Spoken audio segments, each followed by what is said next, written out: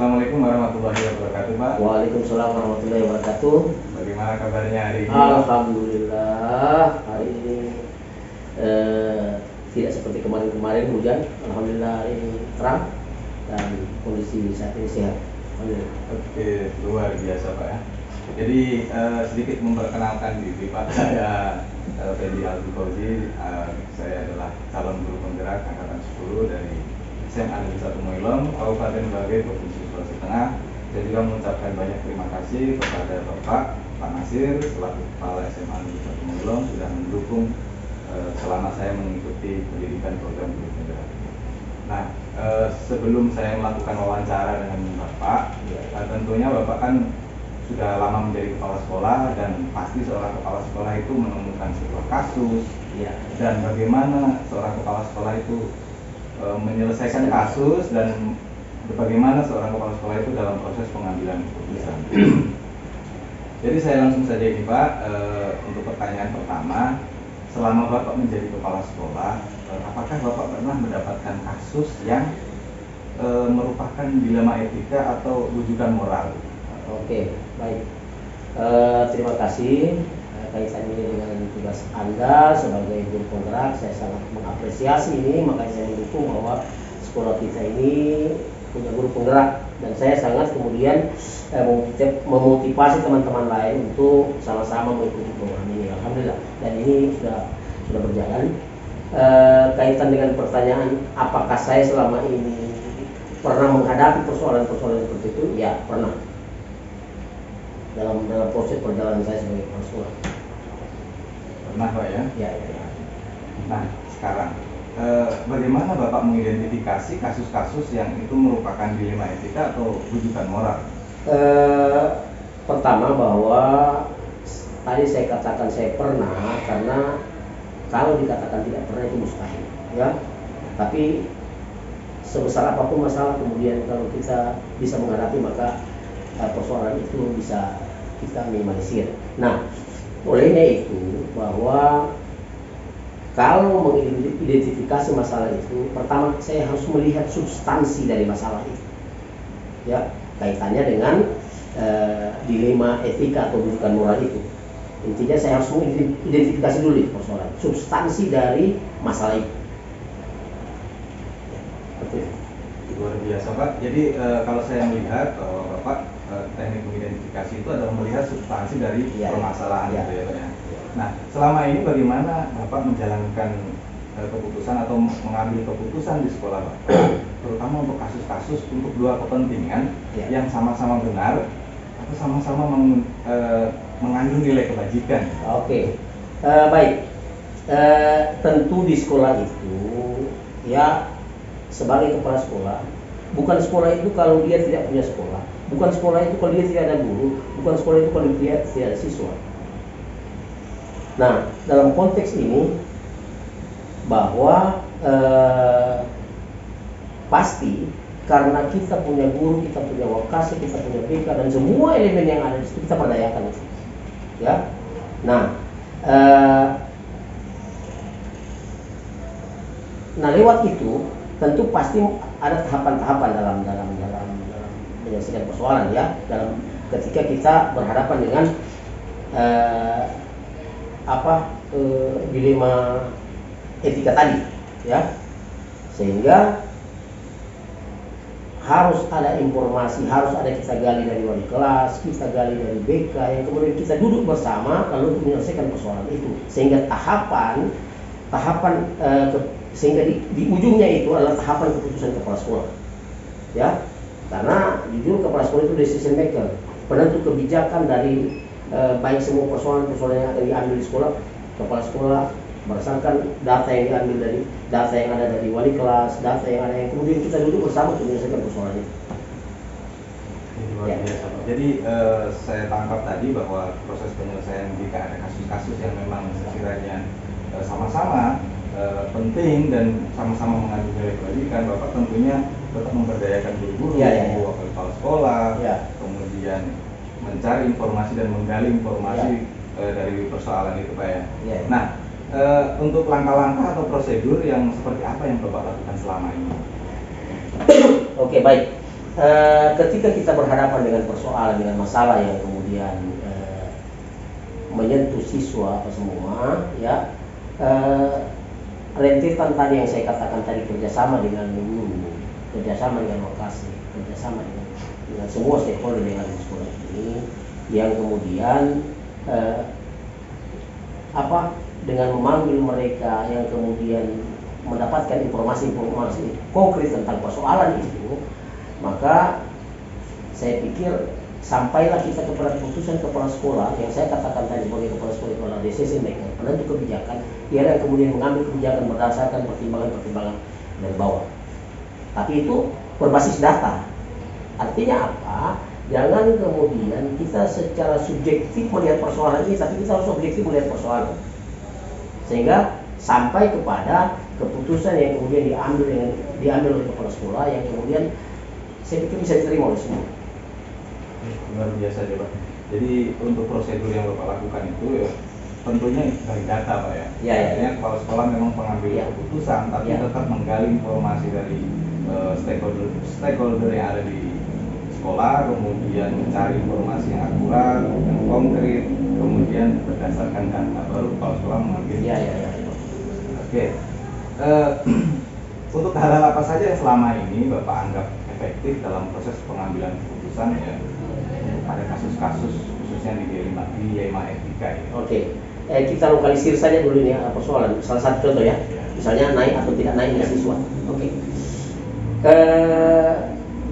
Memang ketika kita bicara dalam konteks psikologis, ya kan, guru itu dia punya fungsi dan peran sebagai pendidik. Memang kalau kita mengambil bahwa keputusan seperti itu kemudian ada anak yang harus tidak dinaikkan kelas, tapi yang harus kita ingat adalah proses pembinaan itu sudah berjalan. Andaikan kemudian kita sampai deadlock misalnya, ya, jalan buntu di situ, yang kemudian siswa ini atau peserta didik ini tidak mencapai tahapan-tahapan yang harus dilakukan, tahapan-tahapan yang harus diambil ketika dalam proses perjalanan itu, ya, di semester itu misalnya, atau di ujian terakhir misalnya, maka tapi tetap lagi saya katakan kita harus berbasis data, ya, kita harus berbasis data, laporan dari guru mata pelajaran, laporan atau data dari wali kelas, ya, dari BK dan sebagainya. Andaikan kemudian deadlock, ya, maka kita harus berani mengambil kebijakan, mengambil keputusan bahwa anak tersebut tidak bisa dinaikkan. Tapi lagi-lagi saya katakan kita harus berbasis data, jangan kemudian berbasis subjektif, ya. Jadi intinya adalah memang seorang guru itu adalah seorang pendidik yang membina siswa dari awal hingga akhir ya. Tapi ketika memang di akhir, ketika anak tersebut memang sudah, ya, artinya berdasarkan data-data yang ada, memang sudah tidak bisa artinya dipertimbangkan untuk naik kelas, berarti seorang kepala sekolah bisa memutuskan untuk jadi saya pikir tapi tahapannya panjang, memang tahapannya panjang. Artinya begini, banyak hal yang harus kita lakukan, ya, banyak hal yang harus kita lakukan. Tidak kemudian berdiri sendiri, ya. Tahapannya panjang. Maksud saya begini, adakah kemudian sekolah yang kemudian sudah yang melakukan kompetisi sehingga terjadi komunikasi dengan orang tua dan sebagainya, ya. Lagi-lagi saya katakan berbasis data. Kalau toh itu belum dilakukan, itu harus jadi tanda tanya. Tapi kalau kita sudah lakukan semua, maka kita harus berani mengambil kebijakan. Jadi menurut Pak Ted tadi mengatakan bahwa kita memang sudah mulai proses pembinaan Pak ya. Intinya sudah ada proses, sudah ada proses pembinaan, tapi kalau memang di akhir memang tidak memungkinkan dia untuk naik, maka ya kalau sekolah mengambil keputusan. Ya, itu kemudian kenapa kemudian itu diambil, supaya satu ada efek jerah juga yang kemudian bisa yang lain termotivasi bahwa kita tidak boleh seperti itu. Itu paling tidak jadi gambaran pelajaran lah untuk ya. Nah, selama ini apa yang menjadi tantangan Bapak dalam proses pengambilan keputusan itu? Tantangan itu pasti ada, ya secara subjektif kita pasti ya, secara pribadi, secara objektif kita orang tua yang kemudian menginginkan anak-anak itu bisa berhasil. Ya. Tapi itu kemudian kita harus singkirkan sejenak untuk kemudian kita sampai bulat dalam pengambilan keputusan. Nah, tentu di antara itu baik orang tua, baik masyarakat, baik guru, ya kan, tentu dengan persepsi masing-masing tentang itu. Tapi sekali lagi saya katakan, kalau kemudian kita berbasis data, maka kita bisa menjelaskan itu berdasarkan data juga. Jadi intinya memang namanya tantangan dalam proses pengambilan keputusan itu pasti ada, Pak ya. Artinya begini, kalau saya mau katakan bahwa tantangan dan sebagainya itu lumrah dalam proses perjalanan ini. Bukan apa, saya mau katakan bahwa jangan pernah menjadi batu karang kalau kemudian dia tidak siap untuk menyiapkan diri untuk diterpa oleh gelombang yang dahsyat. Bukan sungai kalau dia tidak pernah keruh. Nah itulah organisasi. Oke, tapi memang kalau ketika memang kita berbasis data ya itu artinya profesional sesuai secara periodisme. Selanjutnya Pak, apakah Bapak ketika misalkan dalam proses pengambilan keputusan atau menyelesaikan masalah dalam dilema etika, apakah ada jadwal tertentu gitu? Atau misalkan gini, menyelesaikan langsung di tempat, ya. Atau memiliki sebuah jadwal untuk menyelesaikan dan bentuk prosedur yang seperti apa yang Bapak jalankan? Itu yang saya katakan tadi bahwa sebagai kepala sekolah tadi identifikasi persoalan dulu yang kemudian karena ketika ada masalah ya, kalau kemudian kita membuat jadwal secara utuh itu tentu tidak, tapi ketika kita mengidentifikasi persoalan dan persoalan itu dengan langkah-langkah yang saya sudah jelaskan tadi akan ke sana dia penyelesaiannya. Memang ketika kasus itu identifikasi masalah ya, memang harus selesai. Ya, harus selesai ya. Tapi kalau ketika memang kasus itu kan memang membutuhkan jadwal atau mungkin kasus itu berhubungan dengan masyarakat atau dengan pihak yang lainnya kita perlu. Oke. Nah, sekarang Pak, untuk dalam proses pengambilan keputusan ini Pak, apakah ada orang atau faktor-faktor apa yang selama ini mempermudah atau membantu Bapak dalam proses pengambilan keputusan? Nah itulah kalau kemudian saya katakan kita membangun komunikasi dengan luar. Artinya apa? Di internal itu stakeholder yang ada, baik guru, baik kemudian wali kelas, kemudian wakasek yang ada, semua stakeholder ya yang ada. Kemudian komite kita berdayakan dan masyarakat yang kita bisa membawa dengan masyarakat. Maka saya yakin dan percaya bahwa keputusan-keputusan yang kita ambil akan kemudian ya disupport oleh mereka. Nah, kata kunci yang harus saya mau katakan adalah membangun komunikasi dengan semua pihak. Oke, jadi kata kunci yang Bapak sampaikan tadi yaitu tentang membangun komunikasi dengan dunia luar, kemudian stakeholder yang ada di sekolah, komite, masyarakat, pihak-pihak yang lain tentunya bisa membantu proses pengambilan keputusan. Baik Pak, untuk pertanyaan terakhir ini, dari semua yang telah Bapak sampaikan tadi, pembelajaran apa yang bisa Bapak petik dari pengalaman Bapak dalam proses pengambilan keputusan? Satu kebersamaan. Artinya apa? Persoalan itu kemudian kalau kita sama-sama hadapi, yang kemudian kita sama-sama berkonsentrasi untuk menyelesaikan persoalan itu, ya, dengan tupoksi masing-masing, dan kemudian ini berjalan secara maksimal, yakin dan percaya bahwa persoalan sebesar apapun bisa diminimalisir. Tapi saya cuma mau katakan bahwa jangan lari dari persoalan, ya. Karena persoalan itu bagian dari kemudian kita teruji dengan masalah-masalah itu. Kita teruji dalam artian kapan ketika ada masalah-masalah besar, kemudian kita mampu meminimalisir persoalan-persoalan itu, yakin dan percaya. Apalagi Anda sebagai guru penggerak yang nantinya kemudian punya kans untuk maju ke depan, yakin dan percaya bahwa itu bagian dari bumbu dalam proses sejarah Anda akan maju. Oke, luar biasa. Jadi pembelajaran yang Bapak dapat sesuai dengan statement tadi, yang pertama adalah masalah kebersamaan. Ya. Tapi intinya masalah dalam sebuah organisasi khususnya di sekolah ini tetap ada. Ya. Nah, kuncinya adalah kita jangan lari dari jangan lari. Tapi kita selesaikan masalah itu. Intinya adalah meminimalisir meminimalisir sebelum persoalan-persoalan Ya, terjadi, ya. sehingga ada tahapan-tahapan tertentu. Baik Pak, untuk satu statement kembali sebelum kita akhiri wawancara ini. Ya, oke. Saya cuma mau katakan bahwa anak-anak kita adalah bagian dari kita, tidak berdiri sendiri, yang kemudian harus potensi-potensi itu kita harus angkat ke permukaan. Artinya mereka butuh uluran tangan kita untuk mengangkat mereka, lalu kita tidak memanusiakan mereka sebagaimana porsinya mereka. Oke, luar biasa ini Pak ya.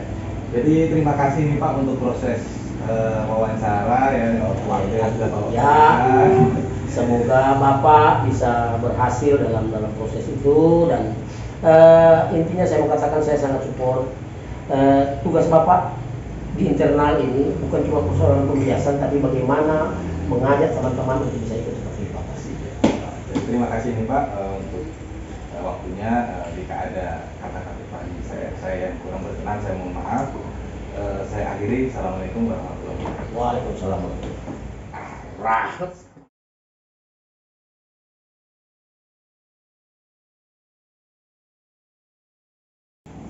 Bismillahirrahmanirrahim. Assalamualaikum warahmatullahi wabarakatuh. Waalaikumsalam.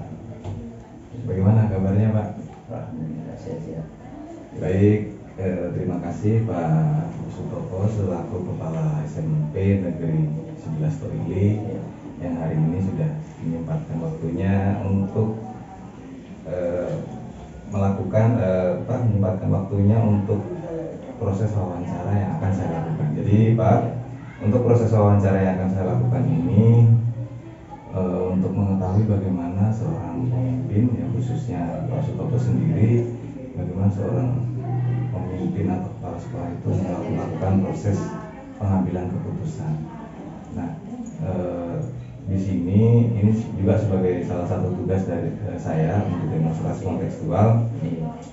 Saya berharap ini tidak menjadi beban untuk Bapak ya.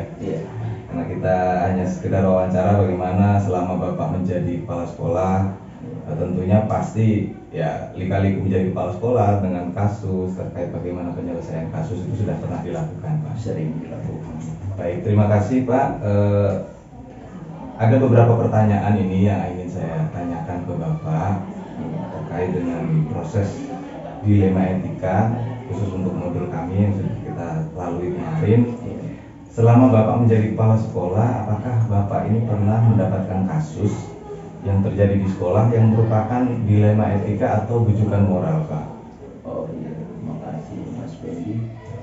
Kalau sebagai seorang kepala sekolah tentu kasus-kasus untuk mengambil etika itu sering terjadi di sekolah.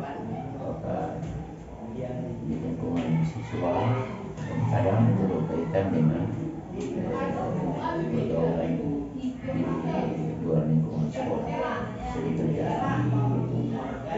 Dan untuk menangani masalah ini saya kira sebagai seorang kepala sekolah ada beberapa langkah yang harus kita tempuh. Misalnya siswa yang terlibat di dalam pelanggaran etika itu kita memperingati.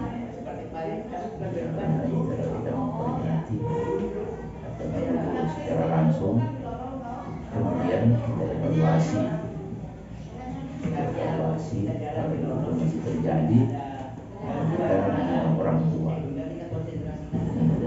sama-sama membicarakan kasus yang dihadapi oleh anak yang bersangkutan. Kemudian kita evaluasi lagi. Kemudian kita, kalaupun masih terjadi, kita surat teguran, surat peringatan.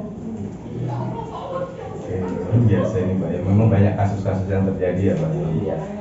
Oke, baik, terima kasih Pak terkait dengan kasus yang terjadi tadi, baik dari dulu ada dari siswa ya. Nah sekarang Pak, selama ini bagaimana Bapak dapat mengidentifikasi kasus-kasus yang merupakan dilema etika atau bujukan moral? Identifikasinya kasus-kasus itu seperti apa Pak? Oh iya. Jadi yang pertama kita mau mengetahui itu ada untuk tingkat anak-anak, tingkat siswa SMP itu kadang misalnya kasus-kasus tentang apa namanya, menyebut atau perundungan, ya biasa kasus perundungan pada temannya, ya karena itu sering terdapat dalam pergaulan sosial mereka, maka program yang kami lakukan adalah kita membuat program kegiatan anti perundungan, memilih beberapa agen yang kami lakukan perhatian, dan dari agen-agen ini mereka akan menyebar ke semua siswa, dan itu memberikan pengaruh luar biasa. Luar biasa Pak ya. Ya. Baik, untuk pertanyaan berikutnya Pak, bagaimana Bapak menjalankan pengambilan keputusan di sekolah Bapak, terutama untuk kasus-kasus di mana ada dua kepentingan yang sama-sama benar dan sama-sama mengambil kewajiban. Kira-kira bagaimana Bapak mengambil keputusan itu? Ya, kalau kita di sekolah ini kan ada disiplin sekolah. Ya. Jadi kalau kita lihat kasusnya itu melanggar disiplin sekolah, ya maka kita selesaikan oleh aturan yang berlaku di sekolah itu sendiri. Tapi yang utama itu adalah sebelum kasus itu muncul, maka kita harus perlu menanamkan konsep disiplin sekolah, pendidikan karakter, moral Pancasila, dan pemahaman tentang hak yang sama, kemudian pergaulan, sudah terlalu untuk di sekolah, sehingga itu mengaminkan tidak terbebani beban tinggi. Baik, luar biasa Pak ya. Jadi ketika ada kasus yang memang sama-sama besar, sama-sama benar, kita kembali Bapak tadi sampaikan kembali pada peraturan yang berlaku. Ya, kembali pada peraturan yang berlaku di sekolah yang kira-kira itu tidak memberikan atau tingkat kasusnya itu tidak terlalu mempengaruhi teman-teman. Baik, luar biasa Pak. Nah sekarang Pak, langkah-langkah nih atau prosedur yang biasa Bapak lakukan selama ini dalam menyelesaikan kasus itu seperti apa?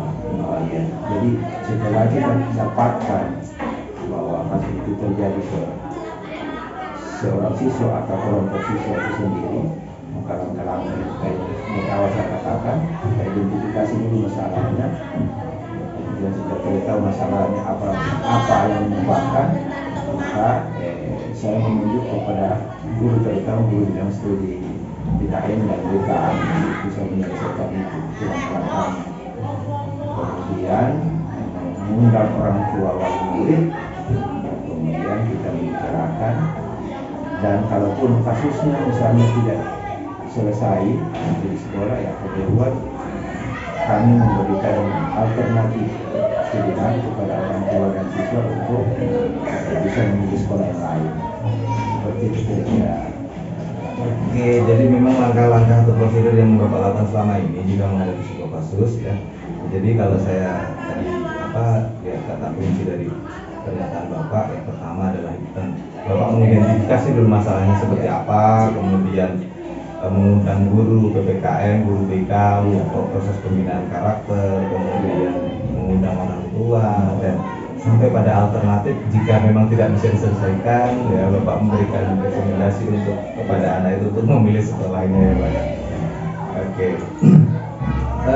Hal-hal apa saja ini yang Pak yang selama ini Bapak anggap efektif dalam proses pengambilan keputusan pada kasus-kasus ini Pak? Sebenarnya hal-hal apa saja yang selama ini Bapak anggap efektif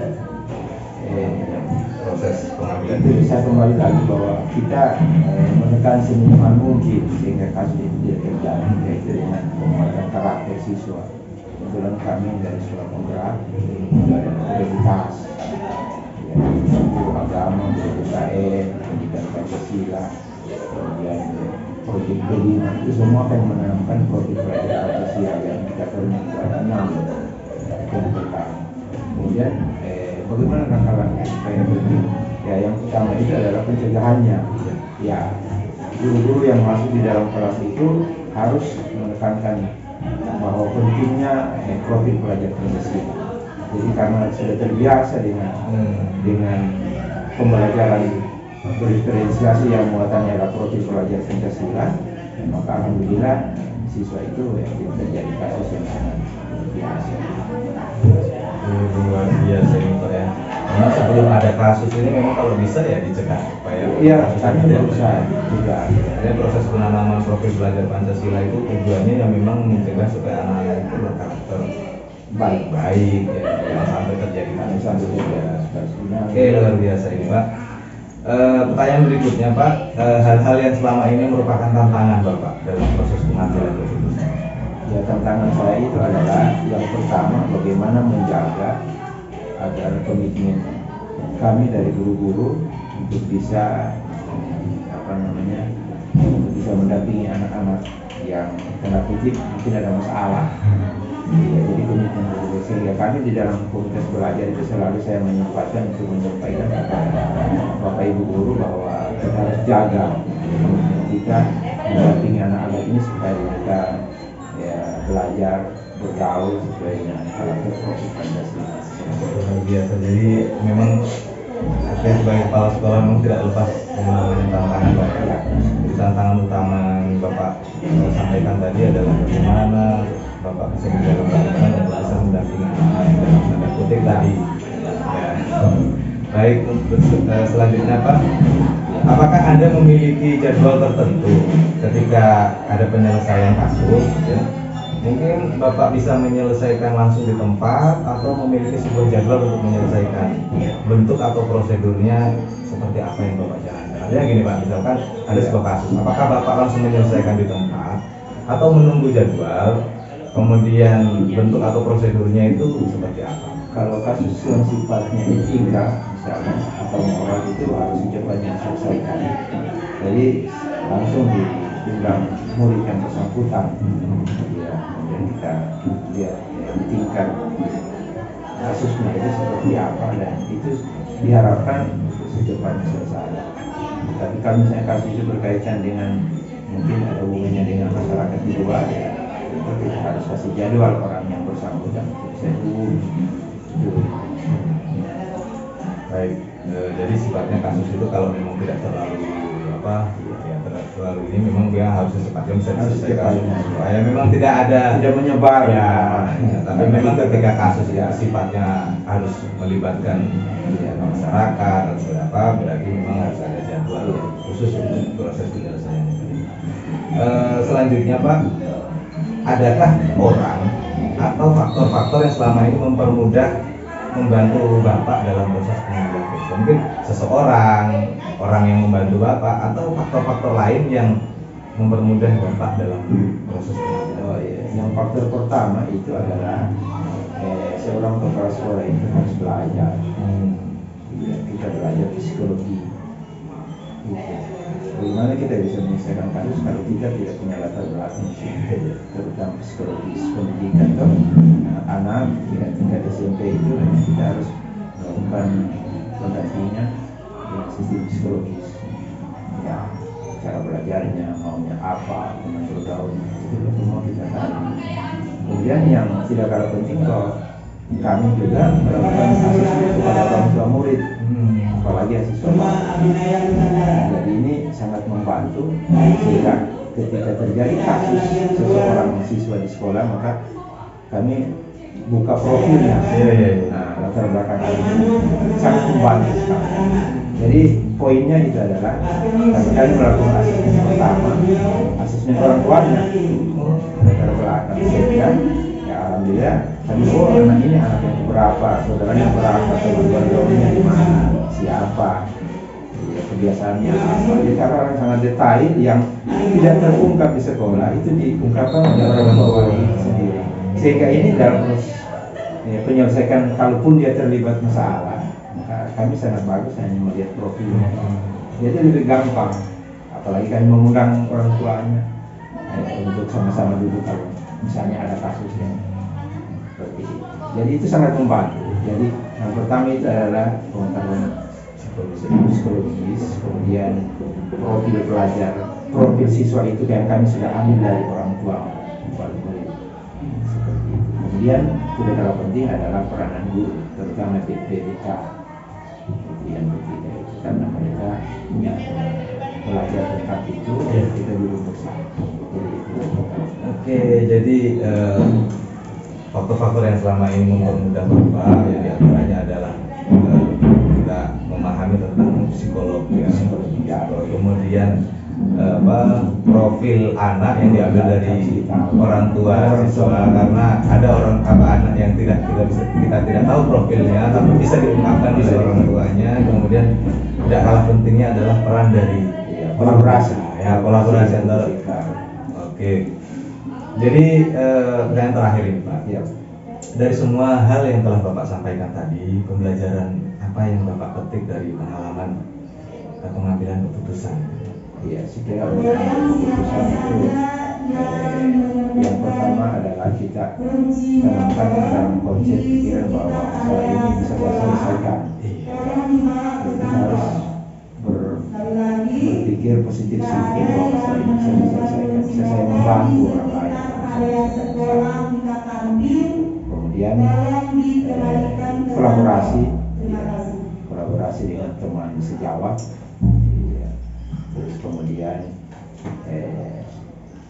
anak yang bersangkutan itu kita memberikan ruang untuk merefleksi. Jadi tidak kalah penting itu merefleksi. Ya harus setelah saya kasih seperti ini kasusnya saya sampaikan, saya suruh dia mengheningkan cipta, dia menghening, artinya merefleksi diri. Seperti apa saya ini, nah, kemudian saya melakukan penguatan. Melakukan penguatan. Jadi kalau setelah melakukan penguatan, kasus yang kemarin itu sudah dia lupakan. Oke, luar biasa Pak. Jadi Bapak selalu optimis bahwa kasus yang terjadi di sekolah itu memang harus optimis. Seorang pemimpin harus optimis. Kalau dia pesimis tidak bisa. Iya, tidak bisa. Iya. Ya, alhamdulillah selama ini kan kita ya karena berpikiran positif, optimis, kolaborasi dengan teman-teman, dan silakan merefleksi kasus itu. Dan bukan cuma anak yang bersangkutan, kita juga guru kolaborasi melakukan refleksi. Ini refleksi penting sekali supaya kita bisa mengukur tadi saya berhasil itu apa yang saya lakukan. Ya, dan ini kan bisa dicontoh dengan yang lain. Saya selalu seperti itu, sehingga ya, alhamdulillah kita punya sekolah itu dapat termasuk tiga sekolah yang mendapatkan plakat bebas perundungan di Sulawesi Tengah. SMP 11 Terili, SMP 2 di Taponda, dan Semanor Palu. Plakatnya kaca-kaca. Oh iya. Yang dari kementerian itu. Dari kementerian itu. Jadi kita punya sini kasus tidak ada kasus-kasus seperti itu. Karena memang kita sudah punya dari awal memang. Iya. Dan perlu refleksi itu perlu. Jadi kita setiap keputusan itu duduk bersama, kita refleksi. Kemarin pengimasan pertama kita duduk lagi refleksi apa kelemahan, apa untungnya, bagaimana respon sekolah tiga sekolah itu. Jadi kita sudah mengambil langkah keduanya. Oh, kita harus bikinkan begini. Sekolah A, B, C itu beda-beda kasusnya. Jadi refleksi itu perlu. Termasuk orang yang punya kasus harus melakukan. Kita yang memandu dia. Kita yang memandu dia. Oke, jadi luar biasa Pak. Jadi dari hasil pernyataan Bapak tadi bahwa tidak ada kasus yang tidak bisa diselesaikan. Tidak ada kasus. Kemudian itu proses penyelesaian kasus itu ya banyak melalui proses kolaborasi, kemudian proses refleksi, bahkan pada proses penguatan. Artinya refleksi itu tidak harus si anak yang mendapatkan kasus, bahkan kita yang menyelesaikan kasus pun kita refleksi juga apakah yang kita lakukan tadi belajar. Oke, jadi memang refleksi itu selalu digaungkan juga Pak untuk kita di guru penggerak bahwa salah satu ciri guru pembelajar itu adalah melakukan refleksi. Jadi refleksi itu kan artinya seperti kita bercermin, melihat, mengevaluasi diri, kemudian sejauh mana keberhasilan kita, kemampuan kita, apa kesalahan kita yang terjadi.